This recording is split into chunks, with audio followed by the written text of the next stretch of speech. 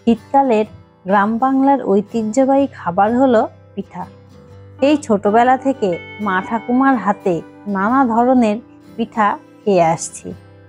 পিঠার যে এত বাহার তা না দেখলে বুঝতে পারবেন না।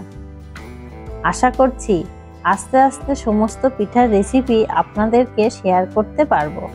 দেখার জন্য সাবস্ক্রাইব করে পাশে থাকুন। আজ আপনাদেরকে একটি খুব সহজ পিঠার রেসিপি শেয়ার করব, যা খেতে অসাধারণ। এই রেসিপিটির জন্য আমার যে উপকরণগুলো লাগবে তা হলো 2 লিটার দুধ, 500 গ্রাম মতো চিনি, 50 গ্রাম আমুল দুধ বা গুঁড়ো দুধ, 1 কিলো গমের আটা, 4 থেকে 5টি এলাচ, 2টি তেজপাতা আর ভাজার জন্য তেল। প্রথমে দুধটি জালে বসিয়ে দেব। দুধটি জালে হোক, ততক্ষণে আমি একটি ব্যাটার তৈরি করে নেব। এর জন্য একটি পাত্রে 1 কিলো আটা নিয়ে নেব। এবার এর সাথে মেশাবো 1 কাপ চিনি, সামান্য একটু লবণ দিয়ে ভালো করে মিশিয়ে নেব। মেশানো হয়ে গেলে কিছুটা জল মিশিয়ে নেব আর আস্তে আস্তে ফেটিয়ে নেব, যাতে করে ভেতরে কোনো রকম গোটা ভাব না থাকে। এই সময় মাঝে মাঝে যে দুধটি জালে বসানো হয়েছিল সেটি একটু নাড়তে হবে। এই ব্যাটারে এমন পরিমাণ জল ব্যবহার করবেন যেন এর ঘনত্ব এর থেকে কম বা বেশি না হয়। এই যেমন আমি করেছি। 1 কিলো আটার জন্য 2.5 কাপ মতো জল হলেই মোটামুটি ঠিক হয়। তবুও আপনাদের বলে রাখছি, এটি কম বেশি বুঝে ব্যবহার করবেন। আটা খুব ভালোভাবে গোলা হয়ে গেলে 30 মিনিটের জন্য ঢাকা দিয়ে রেখে দিন। যে দুধটি জ্বালিয়ে বসিয়েছিলাম সেটি অনেক ঘন হয়ে এসেছে। এখানে আমি 1 লিটার দুধের ক্ষীর বানিয়ে নিচ্ছি পিঠার পুরের জন্য। আপনারা এখানে নারকেলের পুর ব্যবহার করতে পারেন, তাতে টেস্টের খুব একটা হেরফের হয় না। এখানে দুধের ক্ষীর তাড়াতাড়ি হওয়ার জন্য গুঁড়ো দুধ ব্যবহার করব। গুঁড়ো দুধ প্রথমে একটি পাত্রের মধ্যে গুলে নিন। সরাসরি ব্যবহার করলে দলা পাকিয়ে যাবে, ভালোভাবে মিশবে না। এবার মেশানো দুধটি এর মধ্যে দিয়ে দেব আর সঙ্গে দেব কিছুটা চিনি। এই গুঁড়ো দুধটি ব্যবহার করার জন্য দেখবেন এখানে ক্ষীর বানাতে সময় অনেক কম লাগবে। পিঠার শিরা বানানোর জন্য 500 গ্রাম দুধের সাথে 1.5 কাপ জল দিয়ে জালে বসিয়ে দেব।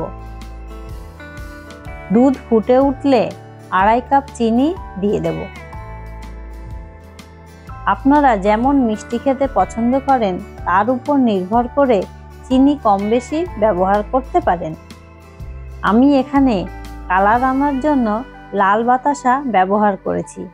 আপনারা চাইলে খেজুর গুড় ব্যবহার করতে পারেন। শিরাটি জালে হোক, ততক্ষণে ক্ষীরটি কমপ্লিট করে নিই। দুধ এই রকমভাবে শুকিয়ে আসলে বাইন্ডিংয়ের জন্য কিছুটা ময়দা দিয়ে দেব। 4 থেকে 5 চামচ ময়দা ব্যবহার করলেই হবে। এবার ভালো করে মিশিয়ে নিন।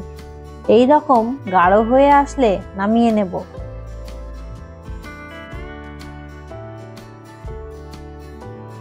একটু ঠান্ডা হয়ে আসলে এই রকম ছোট ছোট চাকতির মতো করে বানিয়ে নেব।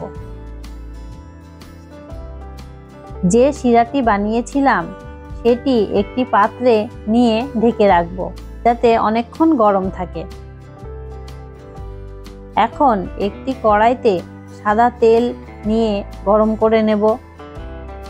এই সময় বড়াগুলো মিডিয়াম আঁচে ভেজে নেবেন, না হলে বড়াগুলো খুব ভালোভাবে ভাজা হবে না। এখন পুরগুলো ব্যাটারের মধ্যে চুবিয়ে নিয়ে এইভাবে তেলের মধ্যে ছেড়ে দিন। দেখবেন একেবারে গোল গোল হয়ে ফুলে উঠবে। এই রকম ভাবে ফুলে উঠলেই এর মধ্যে রসটি খুব ভালোভাবে ঢুকবে। ওই যে আগে থেকে মেখে রেখেছিলাম, তার জন্যই এই রকম ভাবে ফুলে উঠেছে। এই গোপন পদ্ধতিগুলো আমার ঠাকুমার কাছ থেকে শেখা, আর এই পদ্ধতিগুলোর জন্যই এই পিঠার স্বাদ এত ভালো হয় এবং এইভাবে যতবার বানাবেন একই রকম স্বাদ পাবেন। এই রকম লাল লাল করে ভেজে রসের মধ্যে ভিজিয়ে দিন। এই রকম অল্প অল্প করে দিয়ে ভাজতে থাকুন আর রসে দিতে থাকুন।